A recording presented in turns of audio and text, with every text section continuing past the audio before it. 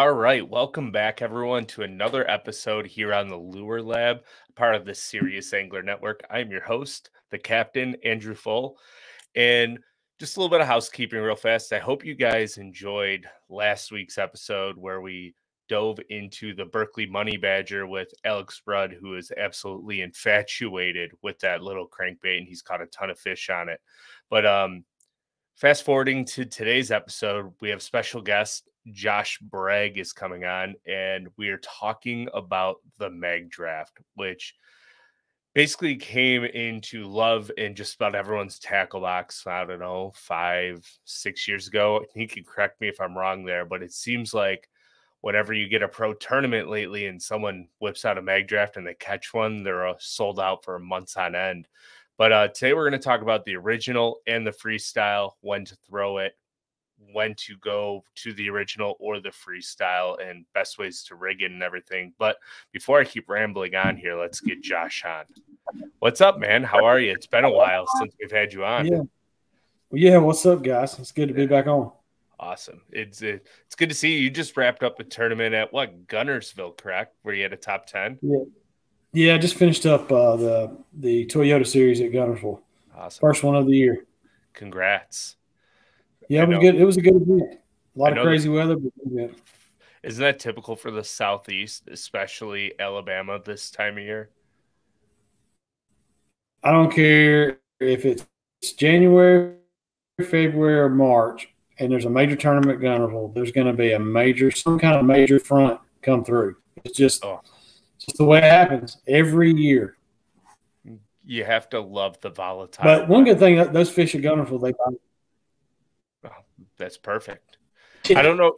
Does it seem like they have a little bit of lag?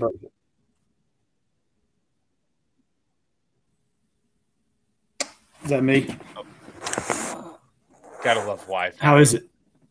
Yep, I think we're a little bit better. Is there a little bit of lag between you and I here, or are we good? No, it's good on my end. Okay, perfect. I was saying we had. Is it lagging on my end? I don't think so. I just wasn't sure if there was a lag between me talking and then you hearing it. But even if there is, we'll work through it. But the premise of today's show, right, is the Magdraft. I know that's one of your favorite baits and techniques. So let's dive right into it, right? Like, why is the original Magdraft quite possibly the most popular swim bait of all time to this point, especially like that pearl albino color? Yeah, in my opinion, when Megabass designed that bait, all the features that they built into that bait, from the built-in harness to the way the head shakes coming through the water, along with the tail wag, I think it's just it mimics such a natural presentation and mimics a natural shad that it just catches them, man. It's just a bass just can't. Well, pretty much any kind of predator type fish will bite that thing, and I think it's just because it's so natural.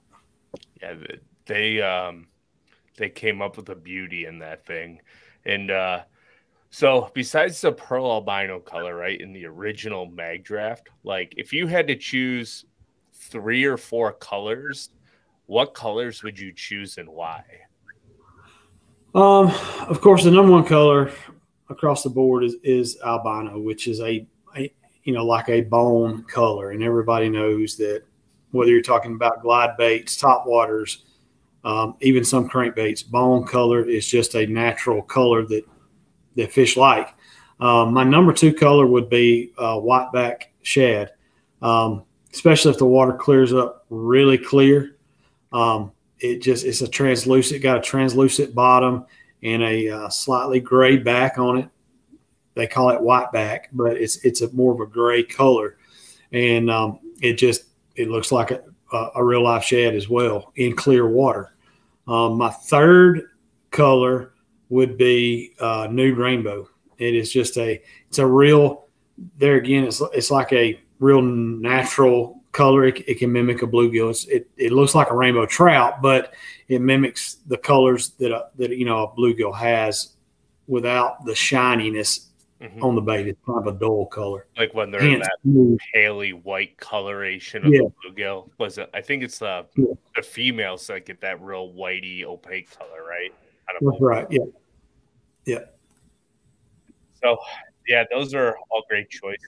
One thing I love about the rainbow trout color is the fact that it puts gizzard shad actually really well too once it gets down in the water column. That I feel like the M plus the MB gizzard and the nude rainbow are actually really similar in color pattern. In my opinion. I could be completely wrong, but that's my opinion. The MB gizzard is a real. It's got the green hue to it, like a gizzard shad. So it's good in clear water as well. Not one of my top three, but it is definitely a good color. So would you predominantly throw the Magdraft in clear water? Is what it sounds like. Man, well, if you have the whiteback shads, I do only throw it in clear water. But that albino, I have caught them in like muddy water. I mean, it has so much movement in that bait that fish can track it in dirty water. And then the albino color along with that. I mean, it's no different than a crankbait.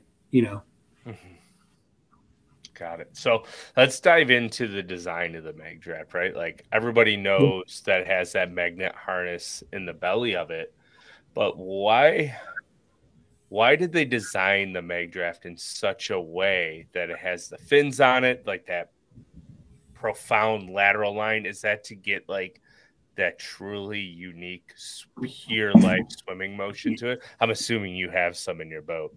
Yeah, I've got one. Bring it up to ready to go. Love it. There's one in my box 24/7. I don't go anywhere without that bait tied on because obviously the bait is best in, I would say, pre-spawn to the spawn. I've caught them in the fall and even caught them in the summer sometimes, but the bait to me shines in like that pre-spawn time of the year. But Megabass is, when they design a bait, whether it's the fins you're talking about or where the actual line tie comes out of the nose, there's, they do so much testing on it and design those baits to impart all the action that they want in the bait. And whether you're talking about the harness in there, like I said, or where the actual, swivel hooks to, I don't know if you can see that, but where the swivel hooks to the harness and then comes out the nose. I mean, it's just perfectly positioned in that to make that bait work like it's supposed to. Yeah. And another thing too, like you might not notice it really well as you're reeling it through the water, but doesn't it swim slightly like head down, tail up as well? And I will say that's one thing about the Magdraft. You have to figure out the cadence with your reel. I mean, you don't just throw it out there and wind it back like a natural, a normal swim bait. There is a very, I would say, a thin line between the perfect cadence, the perfect reel speed, and being out of that and the bait not working like it's supposed to. So on that premise, right, like what is your ideal setup for the Magdraft, like rod reel speed, line? I throw it on of course, a Megabass tequila back rack rod. It's a 7-foot rod. It's kind of a heavy rod. It's just the right length that you can do. You can skip under docks, skip under low hanging limbs. And then it's the right enough length that you can make a long cast and still get leverage on a fish that you hook up. I throw it on either 15 or 17 pound fluorocarbon. 15, I actually throw more than 17, but if I'm, dealing with some really big fish or in a situation where I think the fish can get me in cover, I'll bump up to 17. To me, 20 pounds, it kind of kills some of the action of the bait. And I throw it on a 7-1 reel. And just you almost want like to keep the speed of your reel where there's just a slight bow in your line. to me, that's where the bait works the best, coming through the water. So is it more of like a rod up, like say like if I'm holding a rod, right? Is it like at a 45-degree angle, kind of up from like if you're holding your rod in a normal position, your rod tip is slightly up just so you have that slight pendulum bow in the line as you're bringing it in? I keep it at about 10, 11 o'clock, really. More around the 10 o'clock if you're looking at, that 10 o'clock angle. Got it. So now I know I'm not the greatest with the Magdraft. I've watched a ton of videos on it, right? I've caught some really big smallmouth on it, which I think is a lot of fun sight fishing for them on the Great Lakes. But the one thing that I noticed is like imperative when reeling in the Magdraft, that is always making sure your rod tip is almost directly pointed at the bait with that pendulum. Am I correct there? Yeah. If you're not pointing at the bait, if your rod is not in the direction of the bait, that bow it kills it. For some reason, it kills the action. I mean, it is a bait that you have to get that right cadence, or it just does not work like it's supposed to. Yeah, finicky Japanese lures, right? That absolutely catches them. But it catches the fire out. Right. I've gotten to a point now where I think I have one on the deck every single time I go out, because I'm like, if I throw this at the right place on like that main dock off of a main point, there's a chance I'm going to catch the biggest fish of the day. So that's right. And I think that's like the main importance of it is there's always going to be that one situation during a day where it might work and you better have it tied on. But we're going to come back to the original because the premise of the show is the original and freestyle. So I kind of want to talk about the freestyle real fast. So why did Megabass design a freestyle Magdraft? Like, what was the purpose of it? Everyone loves the original, so why would they come out with the freestyle? Well, I think, with the original, you have a treble hook hanging off the belly of the hook.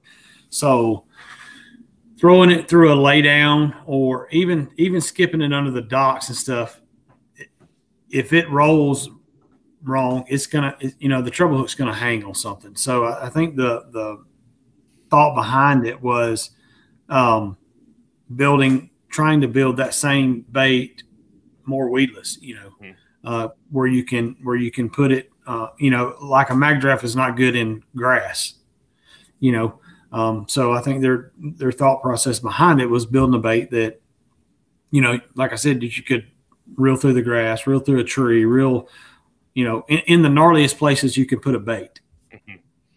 So now the cool thing about the freestyle is like you have endless rigging options now, right? Like you could put a line through it, or you can put a single like owner beast hook or one of the Hayabusa swim bait hooks. Like, what is the best way you have found to rig the freestyle?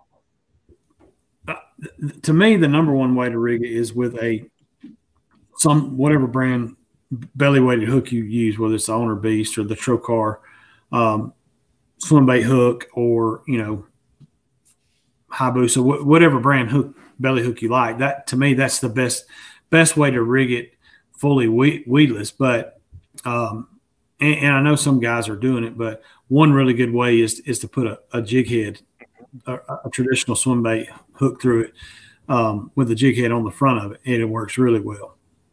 How would you say that's probably your favorite way to fish it? Is like, because now that opens an entirely different world of where you can fish a 6-inch swim bait, right? Yeah, right.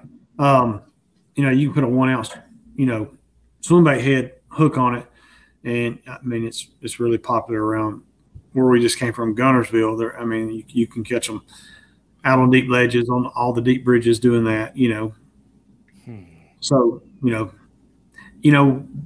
I know some guys probably do the line through thing, but to me, if you're going to do the line through, you're just as better. You're better off with the original. Now, with the freestyle, does it have that same body shimmer and roll and head wobble tail kick action that the original does, or is it a slightly different style of bait? It's a slightly different style of bait. I mean, it still has great action. The tail's the same. It has a little body roll, but it just does not have the head wag as I call it, that the original has, and that's why I would choose. That to me, that's why the original is my favorite. That's why I like the original better. Yeah. So what colors, if you had to pick like your favorite colors in the freestyle, what colors would you choose? Same one. Yeah. I mean, 90% of the time I'm going to reach for the albino. I mean, you can't beat it. You can. It's just, like I said, it's just a natural color. Yeah. I feel like no matter what swim bait is on the market, hard or soft bodied, if they were all albino colored and they all worked, like I feel like that's the only color you'd ever really have to make and sell, but then the fish become way too accustomed, and we all know most of the colors are eye candy anyways and catch people to buy them. So it's just funny how the albino and like topwater, the Magdraft, certain swim baits, big glide baits is like the best color you can glide baits. That's right. Yeah, it's awesome. So let's kind of dive into situation. Oh, what was that, Josh? You broke up a little bit. I apologize. Oh, I didn't. I said, it's just the bone albino color is just a great color. 100%. So hopefully the connection here doesn't give out on us. But what situations would you choose to throw the original Magdraft over the freestyle, or vice versa?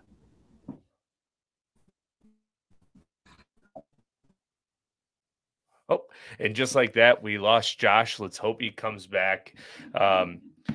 Gotta love technical difficulties, but I'll dive into it here real fast. Oh, I think we have him coming back here. So for me personally, I have only thrown the original Magdraft. I'm a big fan of it. I've caught a lot of big smallmouth out of here around the Great Lakes. I'm still waiting for Josh to load up here. My setup that I do throw the Magdraft on, I actually throw it on an Alpha Angler Chatterbound 7'3" medium heavy. It's a glass, like a glass graphite composite, so that gives me the tip and distance. Are you good now, Josh? I think Josh is in the middle of a phone call. So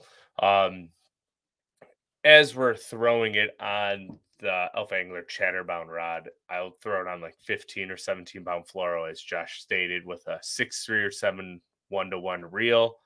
Give me a thumbs up when you're ready, Josh, and I'll bring you back in. But I'll throw it on a 6.3 to 1 or 7 1-to-1 reel, and just like he said, that rod at like a 45 degree or 10 to 11 o'clock angle, and just slowly turn the reel handle. Good. Perfect. All right. So we got Josh back here. So hopefully, what was that, buddy?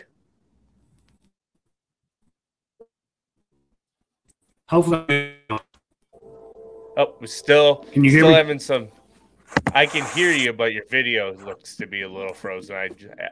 Maybe you're back now. I just had you stuck in a thumbs up for like 30 seconds. Yeah. All right, perfect. So as we were saying before, I kind of talked about like what setup I would use, but what situations would you choose to throw the original or the freestyle, and kind of walk us through your mental process and when you choose to throw one or the other? So most of the time, let's just talk about the freestyle. The freestyle I'm going to use in any kind of submerged vegetation where I want to reel right over the top of the vegetation and not get hung, or like a tree where I'm skipping actually into the treetops and wanting to come out not hung up. That's the two main deals for me, is when I'm going to throw the freestyle.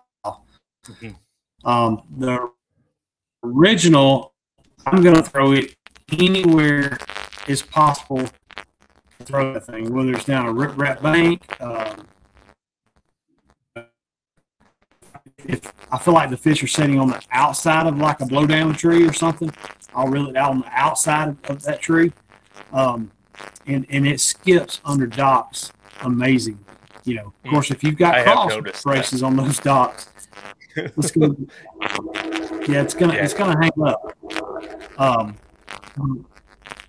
Those are primarily the two best places that I would for me to throw the original is on like a rocky type bank or skipping it under docks.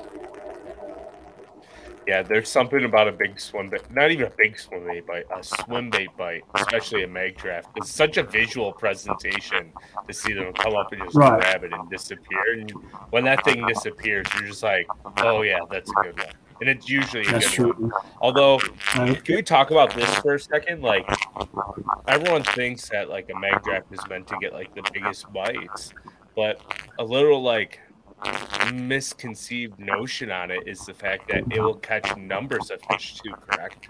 It does. I mean, it catches 12-inch fish. I mean, I've had fish the size of the Magdraft bite. Bass can't tell how big they are, so they eat anything that looks appealing to them. They'll bite. Yeah. I think I need to. As I talked about how I had it on my deck more last year than I ever had, I think I just need to like commit and throw it more and figure out like the perfect times to throw it, because I just know it catches big ones. And that's part of the reason why I've thoroughly enjoyed doing the Lure Lab so far. This is episode 22 for us, or 23. I'm getting all mush-brained here, always looking at computers. But I've learned so much already through these episodes, and I really appreciate you coming on and do this. But so if you had to throw the Magdraft, what is your ideal day, like sunlight conditions, water temperature, time of year? I don't really start a lot until it gets in the low to mid 50s, and I'll throw it on up to the water temperature gets in the low 70s, around 68, 72. That's the main water temperature that I throw it in. Time of the year, I start, like I said, really any time of the year, like when the water temperature is low. So pretty much just that can be big. Gotcha. I was to say, so basically it sounds like anytime, like once you start having air temps in like the mid 70s and the low time temps are like the nighttime lows are like upper 50s, so that water doesn't fluctuate as much. It's basically like right before spawn, and then probably I would assume the post spawn is pretty good with it as well. Perfect. Absolutely. Absolutely. Got it. So, Josh, I want to thank you for coming on, taking time out of your busy night. I know you're in between events. You're getting ready to go to the elite qualifier at Eufaula probably here in the next day or two, right? I'm assuming you're heading over there. Yeah, at least Saturday. So perfect. As this is airing, and everyone's listening to this, you'll be driving to go to Eufaula. So I want to wish you the best of luck over there. But before I let you go, we do have one last final question, and it is customized by Do It Molds. It's your place to customize tackle, make all the lures you want, jigs, jig skirt materials. They have basically everything you need. But the question is, the Do It Molds juice of the show, what is a modification or a rigging option of the Magdraft that might be overlooked? Probably, the Magdraft, hence the name Magdraft, it's got the magnet in it. But what I do, and there's a few videos out there on this, is I put a nail weight. Like if the fish are setting, just say a bluff wall. This bait works great on a bluff wall. But the fish are setting just a little bit deeper on that bluff wall, and then the fish don't want to come up as much on the Magdraft, and you got to get it down in the water column a little bit. I'll take a little nail weight and stick it right center of the Magdraft. Just stick it right up in the middle, and I want it dead center. I don't want it, I don't want it to the front or to the back. I want it dead center, and I'll put that in there, and it allows that bait to get a little bit deeper in the water column, and still you're able to keep that same retrieve just a little further down in the water column. Now, do you choose your nail weight based on how deep you want it to go, or is there like a standard size nail weight that you like to insert? A standard size, just like a 16. That's what 16? Perfect. A 16, yeah. I will have to try it for the smallmouth that roam like 8 to 10 foot flume, Yep. and just kind of get it down there and slow roll it. I appreciate it, and thank you for giving up that juice. That's a cool little trick, and I think a lot of our viewers will enjoy that. So thank you very much, Josh. Anytime. So, all right, man. Well, anything else you want to touch on before I let you go here? We're at the end of the show here, so if you're good to go, but I greatly appreciate you coming on here again. Yeah, man. I appreciate y'all having me on. Yeah, we'll talk soon, Josh. Sounds good, man. Take care. Everyone. You too. All right, everyone. Well, big round of applause to Josh coming on. I know we were fighting through some technical difficulties and audio and stuff like that, which is going to happen. Cell phone signals or Wi-Fi isn't always the greatest in all the areas where a lot of our pros who come on. I want to say thank you and good luck to Josh as he heads on the road for the elite qualifiers to try and qualify for the elite series. I think any tournament that's down there around his house in Alabama, he will have a shot at it. I look forward to seeing how he does around the rest of the country. It's a rigorous schedule, but thank you to everyone for tuning in this week to this week's episode of the Lure Lab, where we were talking about the Magdraft. It's such a cool, unique, very popular swim bait now. So down below, it will be linked back to Omnia, whereas this episode is recorded and posted, and you guys and everyone are listening. There are a bunch of them in stock, so make sure you go and buy them up and make it harder for me to get it, which is awesome. But I'm glad I have a stockpile. But if you're tuned in on YouTube, please hit that subscribe button or leave a comment down below on what your favorite Magdraft is, where you throw the Magdraft, maybe your rod reel and line setup. That's always cool for me to see. I like to see how we're similar or different. If you're listening on Apple Podcasts or Spotify, please drop a review. It helps us be seen by other bass heads across and help them learn more about certain techniques. And until next Saturday, we will see you then.